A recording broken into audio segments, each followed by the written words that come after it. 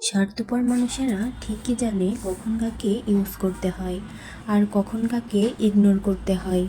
পুরাতন হলেই অবহেলা বাড়ে, সেটা হোক জিনিসপত্র হোক বা মানুষ।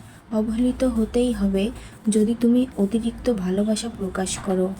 কিছু মানুষ কখনোই ভেবে দেখে না তাদের আচরণে অপর মানুষটা কতটা কষ্ট পেয়েছে। তারা শুধু নিজের প্রয়োজনটাই বোঝে। নিজের দুঃখ কষ্ট অন্যর কাছে প্রকাশ করতে নেই। সমবেদনার সুরে সবাই মজা নেবে, সুযোগ পেলেই উপহাস করবে আর সময় মতো আঘাত করবে।